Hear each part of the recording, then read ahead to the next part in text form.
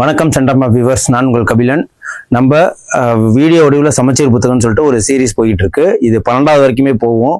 இப்போ நம்ம 6வதுல 3வது பருவத்தில் இருக்கிற முதல் லெசன்ஸ் பார்க்க போறோம். என்ன விஷயங்கள் பார்க்க போறோம்னா சங்க காலத்தை பத்தி அதுல பார்க்க போறோம். ஏன்னா இது ரொம்ப ரொம்ப இம்பார்ட்டன்ட். சேரனை பத்தி, சோழனை பத்தி, பாண்டியர்களை பத்தி இந்த லெசன் ஃபுல்லாவே கொஞ்சம் டீட்டெயிலா கொடுத்துருப்பாங்க. நிறைய ஃபேக்ட்ஸ் இருக்கும். அட் த சேம் டைம் கிளாஸுக்கு போறதுக்கு முன்னாடி ஒரு ஸ்மால் நோட்டிபிகேஷன் உங்களுக்கு. என்ன அப்படின்னா, நம்ம இன்னைக்கு இந்த கிளாஸ் எடுக்கிற நேரத்துல நமக்கு குரூப் 4 எக்ஸாம் எத்தனை நாள்ல இருக்குன்னா 57 நாள்ல இருக்கு. ஓகேங்களா? அப்படிங்கிறப்போ நம்ம குரூப் 4 எக்ஸாம் பாஸ் பண்ணணும் அப்படின்னா எல்லாருக்குமே தெரியும், போட்டித் தேர்வு எழுத வர்றவங்களுக்கு தமிழ் அப்படிங்கிறது மிகப்பெரிய இம்பார்ட்டன்ட். ஏன்னா 200 கொஸ்டின்ஸ்ல 100 கொஸ்டின் எதுல இருந்து மட்டும் வரப்போகுது அப்படின்னா தமிழ்ல இருந்து வரப்போகுது. ஆனா அந்த தமிழ்ல படிக்கிறதுக்கு, தமிழ்ங்கிற அந்த சிலபஸை கவர் பண்ணி முடிக்கிறதுக்கு மிக நிறைய புக்கு படிக்கணும். 6வதுல இருந்து 12வதுக்கு வரைக்கும் ஒரு புக்கு, அது புதிய பாட புத்தகம். 2வது 6வதுல இருந்து 12வது வரைக்கும் பழைய பாட புத்தகம். அதுக்கப்புறம் வெளி சோர்ஸ், அதுக்கப்புறம் கூகுள் மெட்டீரியல்ஸ் அப்படின்னு சொல்லிட்டு, அது இல்லாம நம்ம எதெல்லாம் ஃபாலோ பண்ணுவோம் அப்படின்னா, இது காம்படிட்டிவ் எக்ஸாம்ங்கிறதுனால எங்கேருந்து கேள்வி கேட்காங்கன்னு நமக்கு தெரியாது. அதுவும் இல்லாம கவர்மெண்ட் மெட்டீரியல் வேற நமக்கு கொடுப்பாங்க, அதையும் படிச்சுட்டு உட்காந்துருப்போம். இது அனைத்துமே டோட்டல் டைம் வேஸ்ட். ஏன்னா புதுசு இருக்கிறது தான் பழசு இருக்க போகுது, பழசு இருக்கிறது தான் புதுசு இருக்க போகுது. அட் த சேம் டைம் சொல்லுவாங்க, நான் பழைய புத்தகத்துல இருந்து படிச்சேன், புது புத்தகத்துல இருந்து படிச்சேன். நமக்கு இதுல எலிமினேஷன் மெத்தட்னு ஒண்ணு கத்துக்கிட்டோம்னா நம்ம ஈஸியா மார்க்கஸ் எடுத்துடலாம்.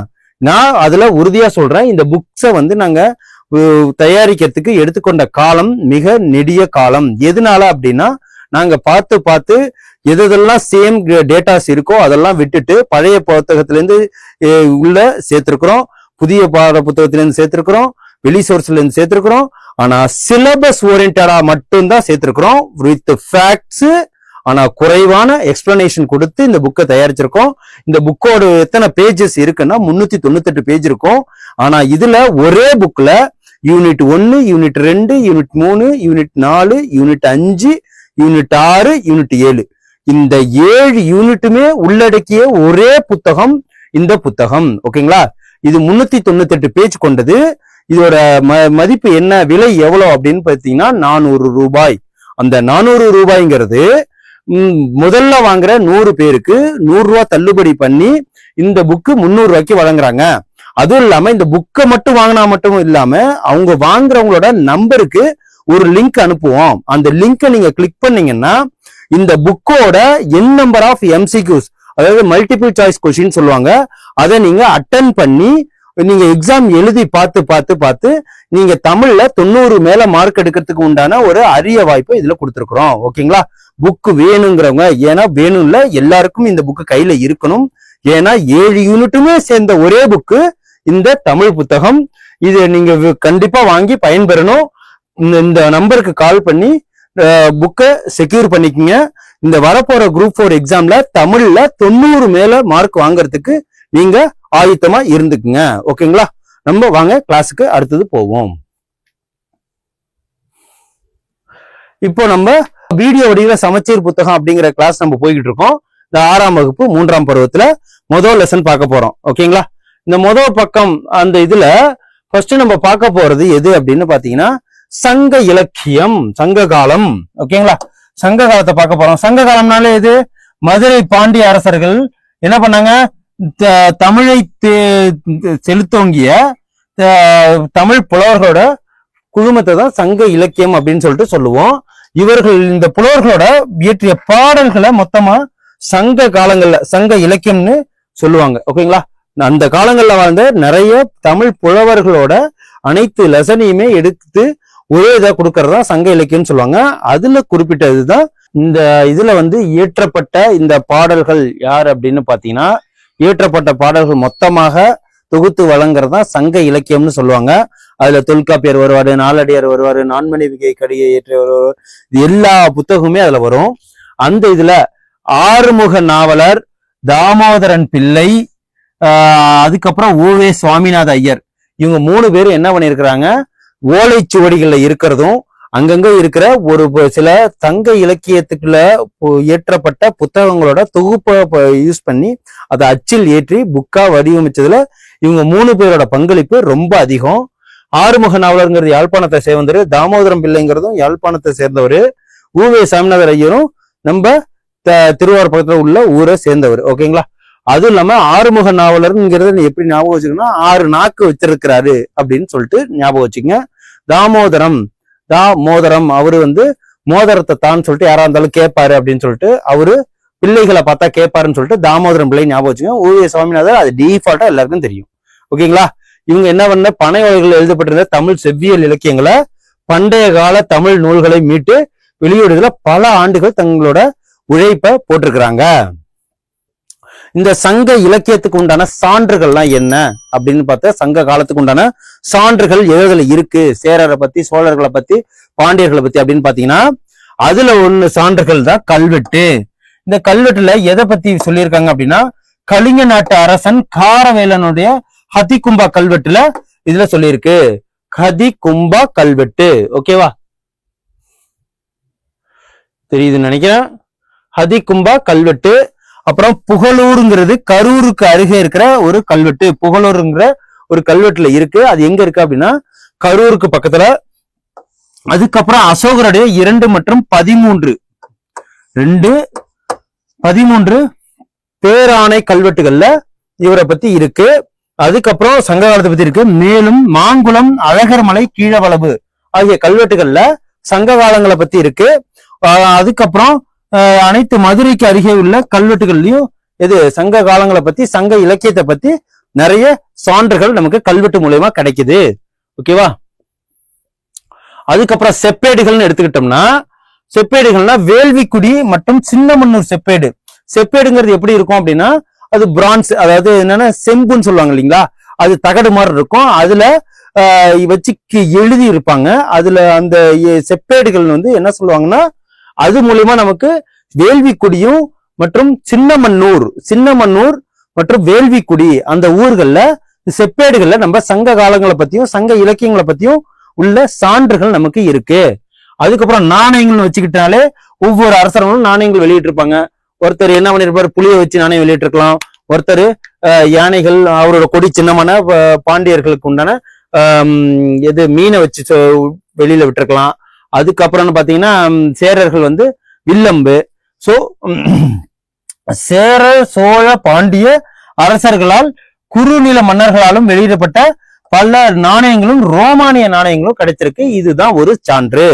அதுக்கப்புறம் பெருங்கால நினைவு சின்னங்கள் எதுனா புதைவிடங்கள், நடுக்கற்கள்லாம் பெருங்கற்கால நினைவு சின்னங்களா இப்ப இந்த காலத்தை எதுன்னு சொல்லுவாங்க, பெருங்கற்காலம். பெருங்கற்காலங்கள்ல இந்த நடுக்கற்கள், புதைவிடங்கள்லாம் வைக்கிறது வழக்கம். சோ அதெல்லாம் நமக்கு கிடைச்சிருக்கிறதுனால இந்த சங்க காலம்ங்கிறது பெருங்கற்காலத்தை சேர்ந்ததுன்னு நம்ம தெரியப்படுத்திக்கிறோம். ஓகேங்களா? அகழ்வாயில பொருட்கள் கிடைத்த இடங்கள்லாம் எங்கெங்கன்னு பாத்தீங்கன்னா ஆதிச்சநல்லூர் அகழ்வாயிருச்சு, அரிக்கமேட்ல, கொடுமணல்ல, புகார்ல, கொற்கையில, அழகன்குளம் மற்றும் உறையூர்ல. இந்த இடங்கள்லாம் நமக்கு புதைப்படிவங்களா நமக்கு சங்க காலங்களை பத்தி, சங்க இலக்கியத்தை பத்தி நமக்கு கிடைச்சிருக்கு.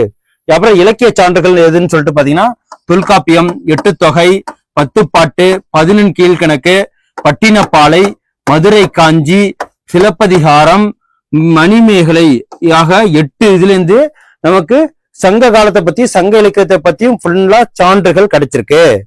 அப்புறம் அயல் நாட்டவர் குறிப்புகள்னு எடுத்துக்கிட்டீங்கன்னா பெரிப்ளியஸ், அதாவது எரித்திரிய கடலின் பெரிப்ளஸ்ங்கிறவரு இங்க வந்திருக்கிறாரு. அவரு பிலினியின் இயற்கை வரலாறுல புக்குல இந்த சங்க கால சேர, சோழ, பாண்டியர்களை பத்தி எழுதியிருக்கிறாரு. அப்புறம் தாளமியின் புவியியல் புக்குல நம்மளோட சேர, சோழ, பாண்டியர்களோட சங்க கால இடங்களை பத்தி எழுதியிருக்கிறாரு. அப்புறம் மெகஸ்தனிஸ் இண்டிகா, ராஜவலி, மகாவம்சம், தீபவம்சம் ஆகியன புத்தகங்கள்ல நமக்கு ஃபாரினர்ஸ் நம்மளை பத்தி எழுதியிருக்கிறாங்க. ஓகேங்களா?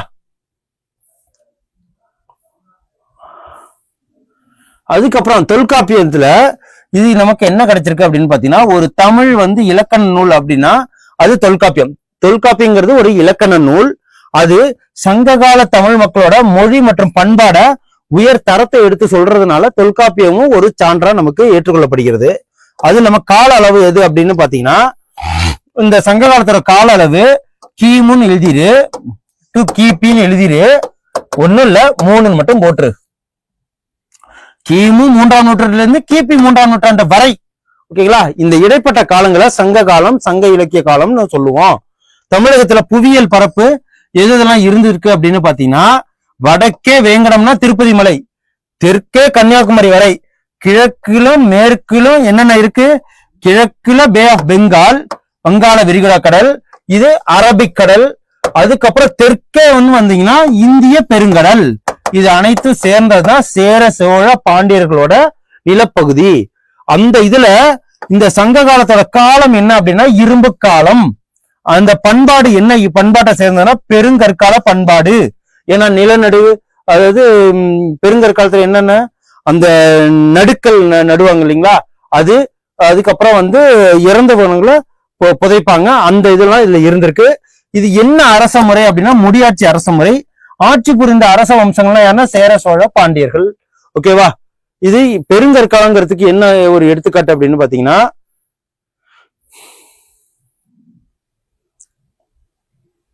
புதைவிடங்கள், அகழ்வாய்வு சிறப்பு புதைவிடங்கள், புதைச்ச இடங்கள்ல தாழியில வச்சு பண்ணது புதைவிடங்கள். நடுக்கற்கள், இறந்தவர்களை நடுக்கற்களா நட்டு வைக்கிறது. இந்த நடுக்கற்கள் மற்றும் புதைவிடங்கள் தான் நமக்கு இது பெருங்கற்கால நினைவு சின்னங்களா நம்ம சங்க காலங்கள சொல்றோம். ஓகேங்களா?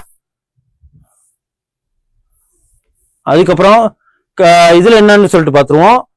இது எப்படி சொல்றாங்க, இது கலிபோர்னியா பல்கலைக்கழகத்துல என்ன அப்படின்னா ஜார்ஜ் எல் ஹார்ட்ங்கிறவரு, அவர் தமிழ் மொழிக்கு உண்டான ஒரு அறிஞர்.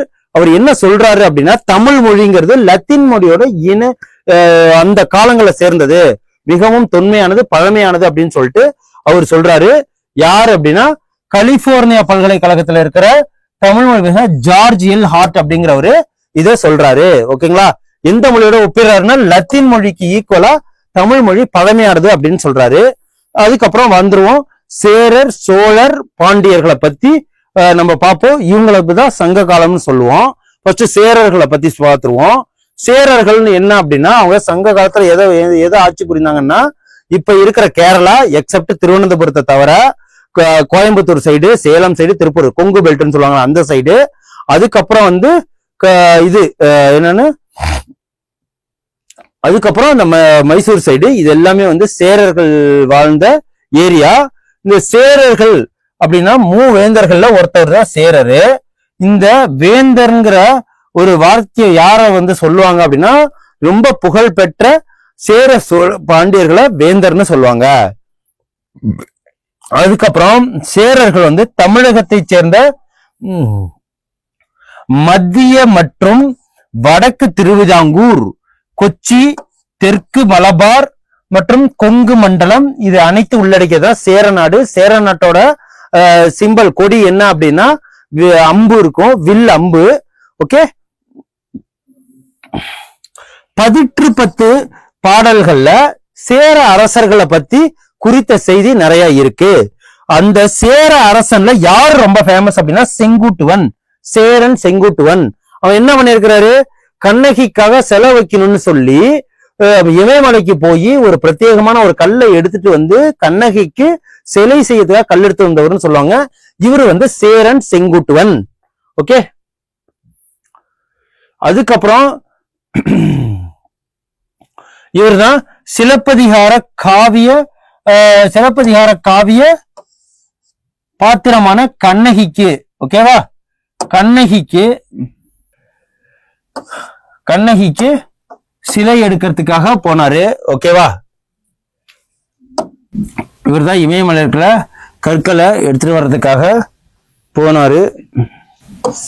இமயமலையிலிருந்து கற்களை கொண்டு சொன்னதுன்னு சொல்லுவாங்க. அதுக்கப்புறம் பத்தினி தெய்வ வழிபாட்டையும் அவர் அறிமுகம் செய்தாரு கண்ணகிக்காக. இளங்கோவடிகள் யாரு அப்படின்னா இந்த சிலப்பதிகாரத்தை இயற்றியவர். அவரு யாரு அப்படின்னா சேரன் செங்குட்டுவனோட தம்பி. ஓகேங்களா? சேரல் இரும்பொறை அப்படிங்கிறவர் யாரு அப்படின்னா தனது பெயர்ல இருக்கிற நாணயங்களை வெளியிட்டார். சில சேர நாணயங்களின் அவர்களின் சின்னமான வில்லும் அம்பும் பொறிக்கப்பட்டிருக்கு. ஓகே, முக்கியத்துவம் மிகுந்த சிறந்த அரசர்கள்னா யாரு அப்படின்னு பார்த்தா உதயன் சேரலாதன், இமயவர்மன் நெடுஞ்சேரலாதன், சேரன் செங்குட்டுவன், சேரல் இரும்பொறை, இவங்க அனைத்துமே மிகப்பெரிய ஃபேமஸ் இன் சேரல உதயன் சேரலாதன், இமயவர்மன் நெடுஞ்சேரலாதன், அதுக்கப்புறம் வந்து சேரன் செங்குட்டுவன், சேரல் இரும்புரை. ஓகே, சோழர்களுக்கு வந்துரும். சோழர்கள்னாலே யார் அப்படின்னு பாத்தீங்கன்னா, சங்க காலத்துல சோழ அரசு வேங்கடம், அதாவது திருப்பதி மலையிலேருந்து எங்க வரைக்கும் இருப்பாங்க அப்படின்னா காவிரி கழிமுக பகுதி சோழ நாடு அப்படின்பாங்க. இப்ப இருக்கிற தஞ்சாவூர், திருச்சி, திருவாரூர், இந்த சைடு நாகப்பட்டினம், இந்த சைடு எல்லாம் வந்து சோழ நாட்டோட சேர்ந்தது. அரியலூர் அதுக்கப்புறம் வந்து எந்தெந்த ஏரியா, அப்புறம் இந்த மயிலாடுதுறை, கடலூர், இந்த விழுப்புரம் சைடு, அதுக்கப்புறம் வந்து கள்ளக்குறிச்சி சைடு, இதெல்லாமே வந்து திருச்சி, உறையூர், துறையூர் எல்லாம் சொல்லுவாங்க இல்லைங்களா, அதெல்லாம் வந்து அப் டு சென்னை வரைக்குமே சோழரோட கையில தான் இருந்தது. இந்த சங்க காலத்துல இந்த சோழர் மண்டலத்துல அறியப்பட்டது. சோழ அரசர்கள் மிகவும் புகழ்பெற்ற யாருன்னா கரிகால சோழன். இவர் தான் என்ன பண்ணாரு அப்படின்னா, கல்லணையை கட்டினவரு இந்த கரிகாலன் தான். இவரு கிமு 3ஆம் நூற்றாண்டுல வாழ்ந்தவர். இந்த கல்லணையை கட்டின இவரு இப்போ முதல்ல கல்லை வச்சு ஒரு அணை கட்டி வேஸ்டா காவிரி ஆறு கடல்ல கலந்துகிட்டு இருக்கிறத எங்க கொள்ளிடம் வழியா கரைய வேஸ்டா கிடக்குதுங்கிறதுனால இவர் என்ன பண்ணாருன்னா, கல்லணையை கட்டி திசை மாற்றி, அதாவது இப்ப இருக்கிற தஞ்சாவூர், மன்னார்குடி, திருவாரூர், அதுக்கப்புறம் அந்த சைடு இருக்கிற புதுக்கோட்டை, தேவக்கோட்டை சைடு, நாகப்பட்டினம் சைடுலாம், வேதாரண்யம் சைடுலாம் என்ன பண்ணாரு, நீரை வந்து மடைமாற்றி விட்டு ஏகப்பட்ட 69 லட்சம் ஹெக்டேரை விளைநிலமா மாத்தினாரு இந்த கரிகாலன் தான். ஓகேங்களா, அப்ப கட்டின கல்லணை இன்னும் உயிர்ப்போட இருக்கு. திருச்சியில, அதாவது காட்டூர் திருவெரும்பூர்னு சொல்லுவாங்க, அந்த இடத்துல இருந்து ஜஸ்ட் 5 கிலோமீட்டர் வாக்குல தான் இது இருக்கு. அப்புறம் தன்னை எதிர்த்த சேரர், பாண்டியர் மற்றும் அவர்களை ஆதரித்த 11 வேளிர்களையும் கூட்டுப்படையை தஞ்சாவூர் பகுதியில வெண்ணின்ற இடத்துல இவர் வச்சு ஜெயிச்சாரு. ஓகேங்களா, கரிகாலன். அதுக்கப்புறம் காடுகளை விளைநிலமாக ஆக்கினார். யாரு? கரிகாலன். காவிரி ஆற்றின் குறுக்கே கல்லணையை கட்டினாரு. சோழர்களை துறைமுகமான புகார் இந்திய பெருங்கடலின் பல பகுதிகளிலிருந்து வணிகர்களை அதன்பால் ஈர்த்தது. பட்டினப்பாலை என்னும் 11 கீழ்கணக்கை சார்ந்த நூல் கரிகாலனின் ஆட்சியின் போது அங்கு நடைபெற்ற வணிக நடவடிக்கைகளை பற்றி விரிவாக சொல்றது. பட்டினப்பாலையிலையும் 11 கீழ்கணக்குலையும் யாரு? கரிகாலனோட வணிக சிறப்ப. இந்த கல்லணை இது இருக்கு இல்லையா, கற்களால் கட்டப்பட்டது. இது பாசனத்துக்காக கழிமுக பகுதி வழியாக நீரை திருப்பி விடுவதற்காக இது கட்டப்பட்டிருக்கு. காவிரி ஆற்று குறுக்கே இவ்வளவு கட்டப்பட்ட 69,000 ஏக்கர் நிலத்தை 69,000 ஏக்கர் நிலத்துக்கு நீர்ப்பாசனம் செஞ்சு விளைநிலங்களா மாற்றினதுதான் இந்த கல்லணை. இதை கல்லணையை கட்டினவர் கரிகாலன், சோழ அரசர். அதுக்கப்புறம் முக்கியத்துவம் வாய்ந்த சோழ அரசர்கள்லாம் யாரு அப்படின்னு பாத்தீங்கன்னா, இளஞ்சேர்ச்சென்னி அப்படிங்கிறவரு, அதுக்கப்புறம் கரிகால வளவன், அதுக்கப்புறம் கோச்செங்கண்ணான், அப்புறம் கிள்ளி வளவன், அப்புறம் பெருநீர்கிள்ளி அப்படிங்கிறவரு. இதோட முக்கியமான சோழர்களோட முக்கியம் வாய்ந்த அரசர்கள் இவங்கெல்லாம். அதுக்கப்புறம் பாண்டியர்கள் 3வது. இப்ப சேரரை பத்தி வச்சு சோழரை பத்தி வச்சு பாண்டியர்கள். இவங்களோட சின்னம் எது அப்படின்னு பாத்தீங்கன்னா, அதாவது மீன் வச்சிருக்கோம் இவங்க சின்னத்துல. இவங்க எந்த பகுதி ஆட்சி செஞ்சாங்கன்னா மதுரை தான் சென்ட்ரு. மதுரை, கரூர், சிவகங்கை, இப்ப இருக்கிற ராமநாதபுரம், அதுக்கப்புறம் ராமநாதபுரம், அப்புறம் திருநெல்வேலி, தூத்துக்குடி, அந்த கன்னியாகுமரி சைடு, இதெல்லாம் யாரோட இதுல இருந்தா பாண்டியர்களோட. அப்புறம் தேவக்கோட்டை, தென்காசி, இந்த இதெல்லாம் யாரோட இதுல இருந்தா பாண்டியர்களோட இருந்துச்சு. இப்ப இருக்கிற இன்றைய தென் தமிழகத்தை பாண்டிய நாடு அப்படின்னு சொல்லிட்டு சொல்லுவோம். ஓகேங்களா, இவர்கள் தமிழ் புலவர்களை நிறைய ஆதரிச்சாங்க. இவங்களோட இதுலதான் முதற் சங்கம், இடைச்சங்கம், கடைச்சங்கம் எல்லாம் பண்ணாங்க இல்லைங்களா, அதெல்லாம் இவங்கதான்.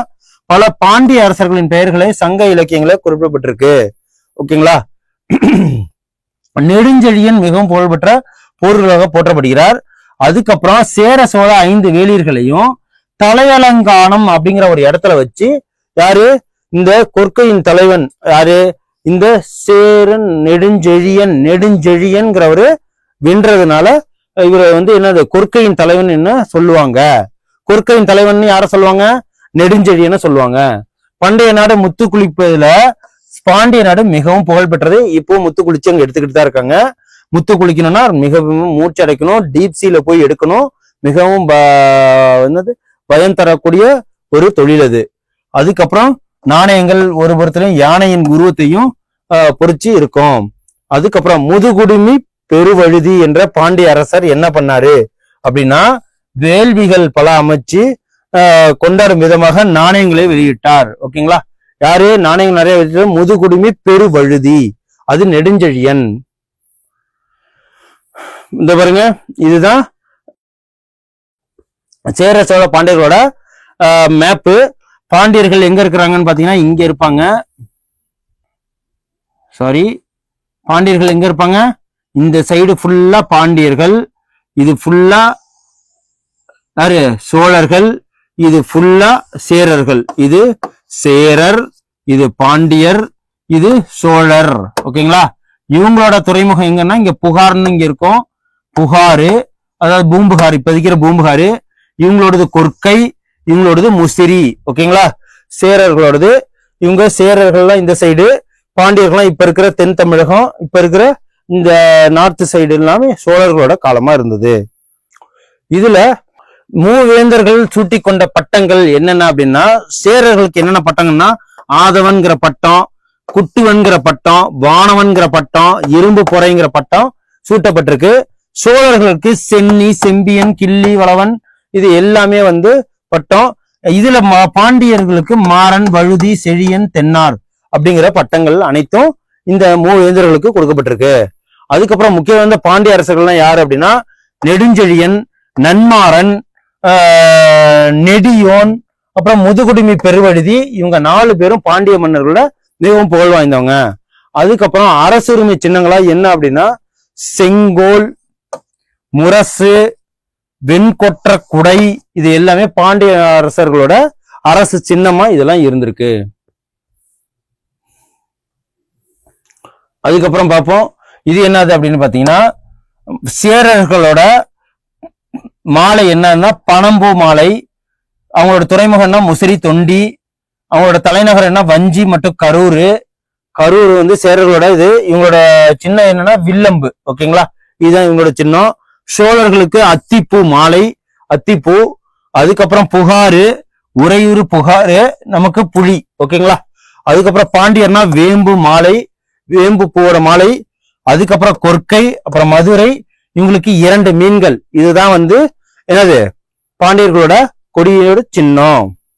குறுநில மன்னர்கள்லாம் யார் ரொம்ப ஃபேமஸ் அப்படின்னு பாத்தீங்கன்னா ஆய், வேலூர், கிழார் அப்படிங்கிற 3 பேரு ரொம்ப ஃபேமஸ். முடிசூடிய 3 அரசர்களை தவிர பல சுதந்திரமான நெஞ்சுரம் கொண்ட மிகச்சிறிய குறுநில மன்னர்களும் இருந்ததுக்கான சான்றுகள் இருக்கு. அவர்களே வேலீர் என அழைக்கப்படுவாங்க. ஓகேங்களா? வேலீர்னா என்னது? இண்டிபெண்டன்ட் அரசர்கள். ஓகேங்களா? ஆய் என்னும் பெயர் பழந்தமிழ் சொல்லனா ஆயர், அதாவது ஆணிரை மெய்ப்போர் என்ற சொல்லில் இருந்து பெறப்பட்டது. சங்க காலத்து ஆய் மன்னர்கள முக்கியமான பெயர் யாருன்னா அந்திரன், திதியன், நன்னன் ஆகிய போன்றவர்கள்லாம் ரொம்ப ஆய் என்னும் பெயர் பழந்தமிழ் ரொம்ப குறுநில மன்னர்கள மிகவும் ஃபேமஸ் ஆனவங்க. ஓகேங்களா? புகழ்பெற்ற வேலியர்கள்னா யாரு அப்படின்னா ஜென்ரலா குறுநில மன்னர்கள் ஆய், வேலிர், கிழார்னு சொல்லுவாங்க. இந்த வேலிருக்கு காரணம் என்ன அப்படின்னா மிக சிறிய குறுநில மன்னர்களும் இருந்து அவங்க எல்லாம் என்ன சொல்லுவாங்க அப்படின்னா வேலியர்னு சொல்லுவாங்க. ஓகேங்களா?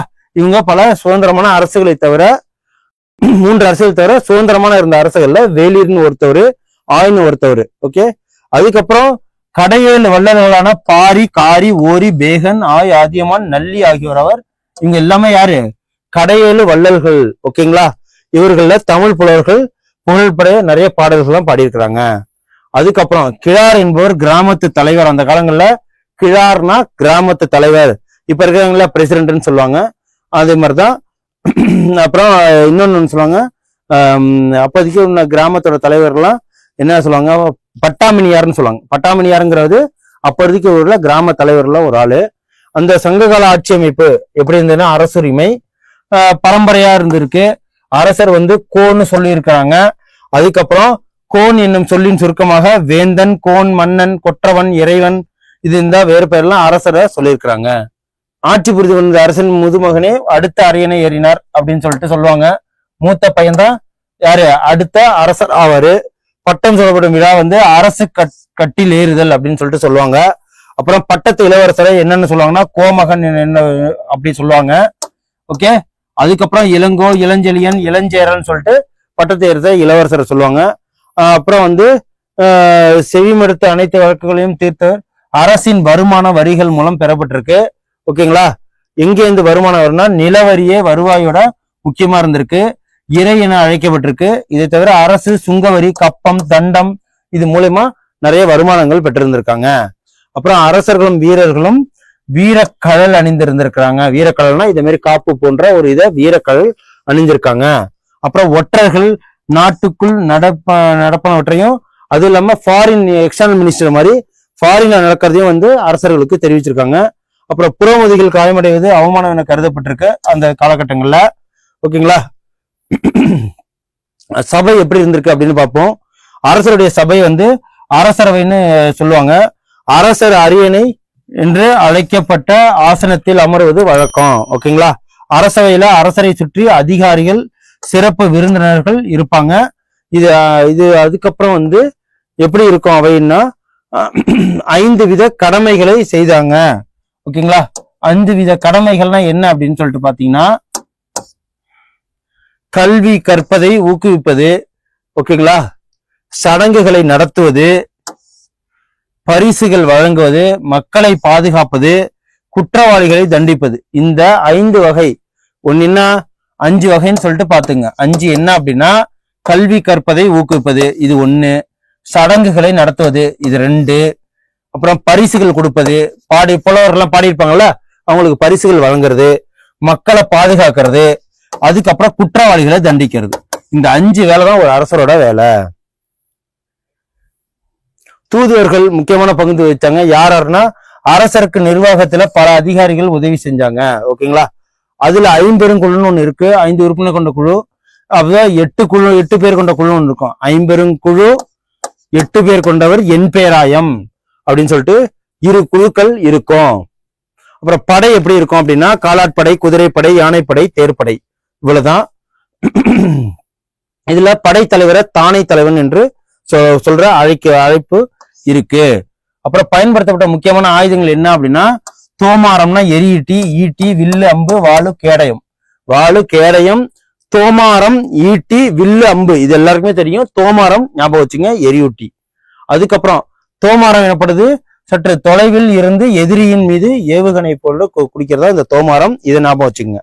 அதுக்கப்புறம் கோட்டைக்குள் அரண்களாக ஆழமான அகழிகள் இருக்கும். அந்த அகழிக்குள்ள ஏதாவது முதலைகள் இதெல்லாம் போட்டு வச்சிருப்பாங்க. அதை நம்ம படத்துல பார்த்திருக்கோம். அவ்வளவுதான். அதுக்கப்புறம் சட்டமும் நீதியும் சங்க காலத்துல எப்படி இருந்திருக்கு அப்படின்னு பாத்தீங்கன்னா, அரசரை இறுதியான மேல்முறையீடு நீதிமன்றம் அப்படின்னு நினைச்சுக்கிட்டு அவர் தான் இறுதியான தீர்ப்பு சொல்லுவாரு. நீதிமன்றத்தை அவைன்னு என்று சொல்லுவாங்க. கிராமங்கள்ல மன்றம்னு சொல்லுவாங்க. ஓகேங்களா, அப்புறம் தண்டனைகள் எப்போதும் கடுமையாகவே இருந்திருக்கு.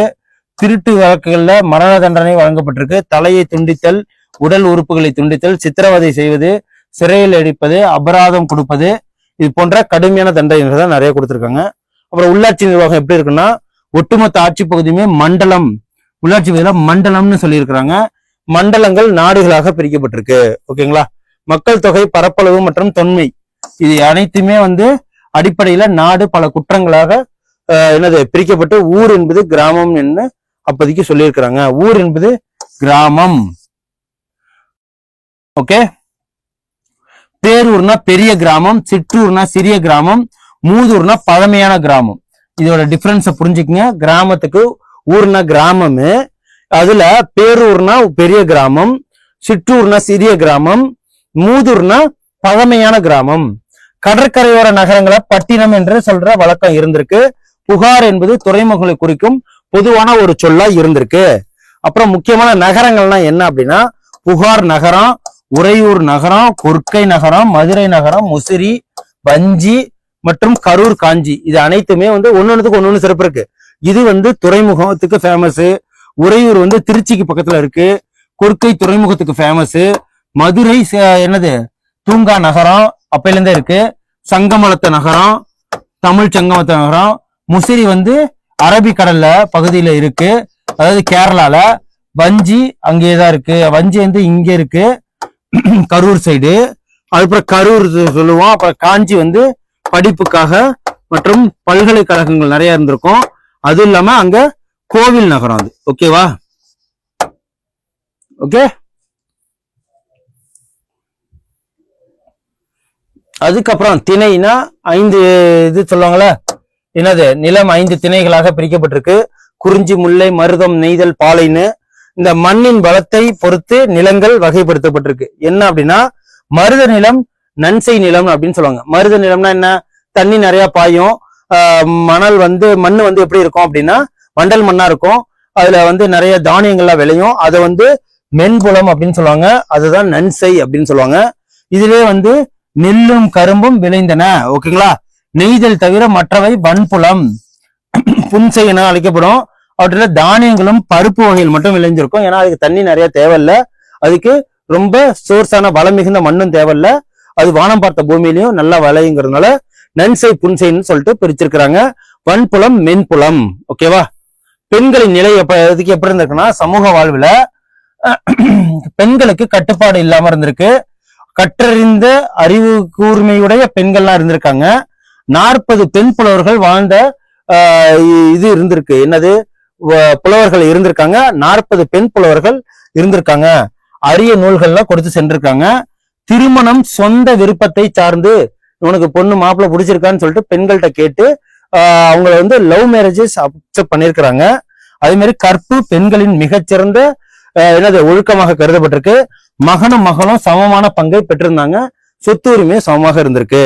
அதுக்கப்புறம் சங்ககால பெண் புலவர்கள்லாம் யாரு அப்படின்னா ஔவையார், வெள்ளி வீதியார், காக்கை பாடினியார், ஆதி மந்தியார், பொன்முடியார் அப்படின்னு சொல்லிட்டு சொல்லுவாங்க. இவங்கெல்லாம் சங்ககால பெண் புலவர்கள். இவங்கள ஔவையார், வெள்ளி வீதியார், காக்கை பாடினியார், ஆதி மந்தியார், பொன்முடியார். ஓகேங்களா? இதை ஞாபகம் வச்சுங்க. பொன்முடின்னு வச்சுக்கோங்க, மந்தின்னு வச்சுங்க. சாப்பிட்ற மந்தி, பிரியாணிக்கு இன்னொரு ஸ்டைல் இருக்குல்ல மந்தி. அதுக்கப்புறம் பொன்முடி மினிஸ்டர் கூட ஞாபகம் வச்சுங்க. ஆதி மந்தி. ஓகேங்களா? அதுக்கப்புறம் ஆதி மந்தி சாப்பிட்றான். அவரு யார் பாக்குறாருன்னா பொன்முடி பாக்குறாருன்னு வச்சுங்க. காக்கை பாடினியார் மந்திய காக்கைக்கு போடுறாங்க, அதான் காக்கை பாடினியார் பாடிக்கிட்டே போடுறான். அந்த வெள்ளி வீதியில அந்த கடை இருக்கு. ஓகேங்களா? ஔவையார். ஓகே, ஔவையாருங்கிறவங்க ஒரு பெண் புலவர். அவங்களுக்கு இதுல என்ன வெள்ளி வீதியில என்ன அமைஞ்சிருக்கு? மந்தி அமைஞ்சிருக்கு. மந்தியில யாரு சாப்பிட்றான்னா ஆதிங்கிறவன் சாப்பிட்றான். அந்த ஆதி மந்தியார் அது என்ன பண்றான்? காக்கைக்கு சாப்பாடு போடுறான். அதை காக்கை பாடினார் போடும்போது பாட்டு பாடிட்டே போடுறான். அதை யார் பாக்குறான்னா பொன்முடி மினிஸ்டர் பாக்குறாரு. அவ்வளவுதான், முடிஞ்சுபிட்டா. சமய நம்பிக்கைகள் மற்றும் சமூக பிரிவுகள்லாம் எப்படி இருந்திருக்கு அப்படின்னு பாத்தீங்கன்னா மக்கள் கடவுள் சேயோன் அல்லது முருகனை வழியிட்டு இருக்காங்க. புரிஞ்சுங்களா? முருகனை வழியிட்ட சான்றுகள் இருக்கு. சேயோன் மற்றும் முருகனை சமய நம்பிக்கைகள் மற்றும் சமூக. சங்க காலத்துல வழிபட்ட ஏனைய கடவுள் என்னன்னா சிவன், மாயோன்னா விஷ்ணு, இந்திரன், வருணன் மற்றும் கொற்றவைய வணங்கி இருக்கிறாங்க. நடுக்கல் வழிபாடு வழக்கத்திலேயே இருந்திருக்கு. நடுக்கல்னா என்ன? வீட்டுல இருக்கிற ரொம்ப முக்கியமானவங்க இறந்து போயிட்டாங்கன்னா அவங்க புதைச்சி அந்த இடத்துல மிகப்பெரிய கல்லை நிப்பாட்டி வைக்கிறது, கருங்கல் நிப்பாட்டி வைக்கிறது நடுக்கல். அந்த நடுக்கல் வழிபாடு இருந்திருக்கு. பௌத்தமும் சமணமும் கூட உடன் இருந்திருக்கு. இந்த நடுக்கல்ல தான் வந்து குலதெய்வம்னு சொல்லுவாங்க, அந்த மாதிரி இதெல்லாம் சொல்லுவாங்கல்ல, அதான் நடுக்கல். அப்புறம் வட பகுதியில் வளர்ந்திருப்பதை போன்ற தமிழகத்திலும் சாதி முறை வளர்ந்திருக்கல. அப்புறம் ஒப்பீட்டளவுல வர்ணாசிரம முறை மட்டும் தொழிலை அடிப்படையாக கொண்டு, அது என்னது பானை செய்யறவங்கள ஒரு இதுவும் தச்சர ஒரு குழுவாகவும், அப்புறம் இந்த விவசாயம் பண்றவங்கள ஒவ்வொரு தொழில் ஒவ்வொருத்தவங்க செய்யறவங்கள அப்படி சொல்லி கூப்பிடுற வழக்கம் இருந்திருக்கு. ஓகேங்களா? அப்புறம் வீரக்கல் நடுக்கல். பண்டைய கால தமிழர்கள் போர்க்களத்துல மரணமுற்ற வீரர்களுக்கு மேல் பெரும் மரியாதை கொண்டிருக்கிறதுனால போர்ல மரணம் அடைந்த வீரர்களை நினைவு போற்றுவதற்காக நடுக்கல் நட்டப்பட்டிருக்கு. ஓகேங்களா? அதுக்கப்புறம் உடை மற்றும் அணிகலன்கள்லாம் எப்படி இருந்திருக்குன்னா ஆண் பெண் 2 பேருமே நகைகள் அணிஞ்சிருக்காங்க. அதுக்கப்புறம் பொருளாதார வசதி மிக்க மக்கள் மஸ்லின், பட்டு, நேர்த்தியான பருத்தி துணிகள்லாம் ஆடைகளா அணிஞ்சிருக்காங்க. அப்புறம் துண்டுகளான ஆடைகளையும் அணிஞ்சிருக்காங்க. ஓகேங்களா? அதுக்கப்புறம் சங்க இலக்கியங்கள் பாம்பின் தோலை காட்டிலும் மென்மையான துணிகளை கலிங்கம், ஓகேங்களா, கலிங்கம் பற்றி குறிப்பிடப்பட்டிருக்கு. பெண்கள் தங்கள் கூந்தலை பூக்களால் ஆண்களும் அலங்கரித்துக் கொண்டனர். ஆண்களும் அணிகலன் வச்சிருந்திருக்காங்க, பூவும் சூடி இருக்கிறாங்க. பெண்களும் விதவிதமான அணிகலன்கள் அணிந்தனர். அவை தங்கம், வெள்ளி, முத்து, நவரத்தின கற்கள், சங்கு பரிசமணிகள் ஆகியவற்றால் எல்லாமே செய்யப்பட்டிருக்கு. அதுக்கப்புறம் கலைகள் அப்படின்னு பாத்தீங்கன்னா என்னென்ன அப்படின்னு பாத்தீங்கன்னா பலவிதமான இசை கருவிகள்லாம் இருந்திருக்கு. முரசு, புல்லாங்குழல், யாழ் போன்ற 7 சுரங்கள் உள்ள அனைத்து இதையும் கரிகாலன் இசையில ரொம்ப புலமை பெற்றவரா இருந்திருக்கிறாரு. கரிகாலன் யாருன்னா சோழ மன்னர்ல ஒருவர். பாடல்கள் பாடும் புலவர்கள்னா யாரு? பாணரு, விரலியரு அழைக்கப்பட்டனர். கணிக்கையர் நடனங்களை நிகழ்த்தினார். பாணர், விரலியர்னா பாடலை பாடியவங்க, கணிகையர்னா நடனம் ஆடுவாங்க. இதை மட்டும் நல்லா நோட் பண்ணிக்கங்க. கூத்துனா நாட்டுப்பற்று பாடல் நாடகமா இருக்கும். இப்ப கூத்து ரொம்ப ஃபேமஸ் ஆயிட்டு இருக்கு. சங்ககால மக்களே மிக முக்கியமான பண்பாடு. கோவில் திருவாரூர்லாம் இந்த கூத்து பாடுவாங்க. வில்லுப்பாட்டு அப்படின்லாம் சொல்லுவாங்க இல்லையா. அப்புறம் முத்தமிழ் என்னும் கோட்பாட்டை உருவாக்கினார். என்னது? இயல் இசை நாடகம். தொழில் என்ன மக்களுக்கு அப்போதைக்கு இருந்திருக்குன்னா வேளாண்மை செய்யறது, ஆணிரை மேய்த்தல், மீன் பிடித்தல், வேட்டையாடுதல், இது எல்லாமே இந்த தொழிலா இருந்திருக்கு. அப்புறம் நெசவு செய்வது, விவசாயம் பண்ணுவது, பொற்கொள்ளரா இருப்பது, மட்பாண்டம் செய்யறது, கைவினை தொழில் செய்யறது, தச்சரு, கொல்லரு, அதுக்கப்புறம் மிக பொதுவான பகுதி நேர தொழிலாகவும் இதெல்லாம் இருந்திருக்கு. அப்புறம் விழாக்கள் மற்றும் பொழுதுபோக்கு நிகழ்ச்சிகள்லாம் என்னென்ன இருந்திருக்கு அப்படின்னு பாத்தீங்கன்னா அறுவடை திருநாள் அப்போ பொங்கல், கார்த்திகை தீப விழா ஆகியனவற்றில் செலவு இதெல்லாம் இருந்திருக்கு. தாயமாடுதல், ஊஞ்சலாடுதல், மல்யுத்தம் செய்தல், வேட்டையாடுதல், அப்புறம் எருது சண்டை போடுதல், சேவல் சண்டை, நடனமாடுதல், வேடிக்கை விளையாட்டுகளுக்கு இது எல்லாமே பொழுதுபோக்கா இருந்திருக்கு. அப்புறம் வணிகம்னா என்ன அப்படின்னா உள்ளூர் வணிகம், வெளிநாடு வணிகம், கடல் வணிகம் எல்லாமே இருந்திருக்கு. கடல் கடந்து வெளிநாட்டுல 3 நிலைகளில நடைபெற்றிருக்கு வணிகம். இந்த காலப்பகுதியில தமிழகம் மேற்கொண்ட விரிவான மற்றும் லாபகரமான வெளிநாட்டு வணிகம் தமிழ் மக்கள் மிக சிறந்த கடலோடிகள் என்பதை மெய்ப்பித்து காட்டுது. ஏன்னா ரொம்ப நேர்த்தியா படகோட்டுவாங்க, அதை தான் சொல்லுது. கடற்கரையோரமாக பொருட்களை பாதுகாப்பாக வைப்பதற்காக சேமிப்பு கிடங்கு நிறைய கட்டப்பட்டிருந்திருக்கு. கலங்கரை இளஞ்சுடர், கலங்கரைன்னு சொல்லுவாங்களே, அது கட்டப்பட்டிருக்கு. இலங்கு சுடர்னு, ஏன்னா அது கப்பல் சேர்றதுக்காக கலங்கரை விளக்கம் வைக்கப்பட்டிருக்கு. அப்புறம் புகார், மதுரை போன்ற முக்கியமான நகரங்கள்ல 2 வகையான சந்தைகள் இருந்திருக்கு. ஒண்ணு டே டயத்துல உள்ள சந்தை, நைட் டயத்துல உள்ள சந்தை. நாலங்காடிங்கிறது காலை நேரத்துல உள்ள சந்தை, அல்லங்காடிங்கிறது நைட் டயத்துல உள்ள சந்தை. ஓகேங்களா. மலபார் கருமிளகு ரொம்ப ஃபேமஸ். எகிப்து அரசன் 2ஆம் ராமசேசன் உடம்புல என்னதுக்கு மிளக வச்சு உடம்ப பதப்படுத்தி வச்ச சான்றுகள் இருக்கு.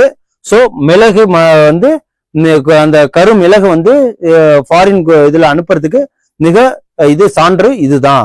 ஏன்னா கருமிளகு எங்க மட்டும் கிடைக்குன்னா இந்தியாவில மட்டும் தான் கிடைக்கும். ஓகேங்களா. உடலை காதுவது பண்டைய முறையா இருந்திருக்கு. அதுக்கப்புறம் முக்கிய துறைமுகங்கள்லாம் எது அப்படின்னு பாத்தீங்கன்னா முசிறி, தொண்டி, கொர்க்கை. இந்த முசிறிங்கிறது இதுக்கு சேரனோட துறைமுகம், தொண்டிங்கிறது இவரோடது, கொர்க்கைங்கிறதும் பாண்டியரோடது, புகாருங்கிறது எது சோழர்களோடது. ஓகேங்களா. முக்கிய ஏற்றுமதி பொருட்கள் என்ன? உப்பு, மிளகு, முத்து, தந்தம், பட்டு, நறுமண பொருள், வைரம், குங்குமப்பூ, விலை மதிப்பு மிக்க கற்கள், மஸ்லின், சந்தன. மஸ்லின்ங்கிறது ஒரு விதமான ஒரு லெனின் கிளாத்னு இப்போ ரொம்ப ஃபேமஸா இருக்குங்களா, அதே மாதிரி ரொம்ப பட்டு துணி மேல இருக்கும் மஸ்லின்ங்கிறது. அப்புறம் முக்கிய இறக்குமதி பொருட்கள்லாம் என்ன? புஷ்பராகம், தகரம், கண்ணாடி, குதிரை, இது எல்லாமே நம்ம இறக்குமதி தான் பண்ணியிருக்கோம். அதுக்கப்புறம் என்னென்ன வணிகம் பண்ணியிருக்காங்க அப்படின்னா ரோமானிய பேரரசோட ஆரலியன் இந்திய பட்டானதும் எடைக்கு எடை தங்கமும் கொடுத்து பல இதெல்லாம் பண்ணியிருக்கிறோம். ஓகேங்களா. அப்புறம் கடல் கடந்த நாடுகளுடன் வணிக தொடர்பு யாரெல்லாம் இருந்திருக்கு அப்படின்னு பாத்தீங்கன்னா தமிழகத்திற்கு கிரேக்கம், ரோம், எகிப்து, சீனா, தென்கிழக்கு ஆசியா, இலங்கை, இந்த நாடுகளோட மட்டும்தான் நம்ம எக்ஸ்போர்ட் பிசினஸ் பண்ணதுக்கு உண்டான, இம்போர்ட் பிசினஸ் பண்ணதுக்கு உண்டான சான்றுகள் நமக்கு இருந்திருக்கு. தொல்லியல் அகழ்வாய்வு மூலியமா நம்ம இதை தெரிஞ்சிருக்கோம். அதுக்கப்புறம் முசிறி, முதல் பேரங்காடி முசிறி தான். ஓகேங்களா. இது எங்க இருக்கு அப்படின்னா கேரளா சைடு இருக்கு. முசிறினா கேரளாவோட துறைமுகம். ஓகேவா அப்படின்னு வச்சுக்கோங்க. ரோம் நாட்டை சேர்ந்த மூத்த பிலினி தன்னுடைய இயற்கை வரலாறுல என்ன சொல்லியிருக்காரு அப்படின்னா முசிறியை இந்தியாவின் முதல் பேரங்காடி என அவரு சொல்லியிருக்கிறாரு. ஓகேங்களா. அதுக்கப்புறம் ரோமானியரோட குடியிருப்பு இந்த பகுதியில நிறைய இருந்திருக்கு. அகஸ்டஸ் கடவுளுக்காக கோவில் என்று கட்டப்பட்டிருக்கு. ஓகேவா. அங்க அகஸ்டஸ்ங்கிற கடவுளுக்காக கோவில் இருக்கு. கிமு 2ஆம் நூற்றாண்டை சேர்ந்த பாப்பிரஸ் ஒப்பந்த பத்திரத்துல வியன்னாவில் உள்ள அருங்காட்சியகத்திலும் இதை வச்சிருக்காங்க. ஓகேங்களா. இந்த அலெக்சாண்ட்ரியாவை சேர்ந்த வணிகர் ஒருவருக்கு முசிறியை சேர்ந்த ஒரு வணிகருக்கும் இடையே மேற்கொள்ளப்பட்ட வணிக ஒப்பந்தமும் அதுல இருக்கு. முசிறினாலே இப்ப இருக்கிற கேரளா பகுதியில இருக்கிற போர்ட்டு. அதுக்கப்புறம் களப்பிரர்கள் காலத்தை வந்து என்னென்ன சொல்லுவாங்க அப்படின்னா இருண்ட காலம்னு சொல்லுவாங்க. அது கிடையாது. என்னென்னலாம் வளர்ந்துச்சுன்னு பார்ப்போம். களப்பிரர்கள் காலத்துல 3ஆம் நூற்றாண்டின் இறுதியில சங்க காலத்துல இவங்க இருந்திருக்காங்க. இவங்க என்ன பண்ணிருக்காங்க அப்படின்னா சங்க காலத்தை தொடர்ந்து களப்பிரர்கள் தமிழகத்தை ஆண்டாங்க. எப்போ 2½ நூற்றாண்டு கிபி 2½ நூற்றாண்டுகள் அவங்க வாழ்ந்தாங்க. அப்படின்னா 250 வருஷம். ஓகே. களப்பிரர்கள் பற்றி நமக்கு நிறைய அறியல. இருண்ட காலம்னு சொல்லுவாங்க. ஆனா அவங்க காலத்துல என்னென்னலாம் வளர்ந்துருக்குன்னு சொல்லிட்டு பார்ப்போம். என்னன்னா அவங்க விட்டு சென்ற நினைவு சின்னங்கள்லாம் என்னன்னா தொழில்களை பொருட்கள் நிறைய எதுவும் விட்டுட்டு போகல. இருந்தாலும் அவங்கள பத்தி அப்போ உள்ள சங்க இலக்கிய புலவர்கள் சொல்லியிருக்காங்க. தமிழ் நாவலர், சரிதை, யாப்பெருங்களம், பெரிய புராணம் ஆகியவற்றை எல்லாம் வந்து களப்பிரர்கள் காலத்துலதான் இலக்கியங்கள்ல இவங்கள களப்பிரர்கள் காலத்துல உருவானது. ஓகேங்களா. சான்றுகள் இருக்கு. அதுக்கப்புறம் சீவக சிந்தாமணி, குண்டலகேசி ஆகிய 2 இந்த காலத்துல களப்பிரர்கள் காலத்துலதான் எழுதப்பட்டிருக்கு. எது சீவக சிந்தாமணி, குண்டலகேசியும். அது இல்லாம பௌத்தமும் சமணமும் அந்த இடத்துல பொற்காலமா நிறைய பறந்து விரிந்து நாடு முழுவதும் வளர்ந்துருக்கு. அப்புறம் சமஸ்கிருதம், பிராகிருதம் ஆகிய மொழிகளை நன்கு வளர்த்திருக்காங்க யாரு? களப்பிரர்கள். அதுக்கப்புறம் 11 கீழ்கணக்கை சேர்ந்த பல நூல்கள் இயற்றப்பட்ட காலமும் களப்பிரர்கள் காலத்துலதான். சோ களப்பிரர்கள் காலத்தை நம்ம இருண்ட காலம்னு சொல்ல முடியாது. பல நூல்கள் வெளியிட்டிருக்காங்க. அதுக்கப்புறம் உலகம் அந்த நாள்ல எப்படி இருந்திருக்கு அப்படின்னா நுழைவாயில் ஹான் அரச வம்சம் சீனா அதே சமகாலத்துல இருந்தது. அதுக்கப்புறம் பிரமிடு மயன் நாகரிகம் மத்திய அமெரிக்கால அதே காலகட்டங்களில் வாழ்ந்தது.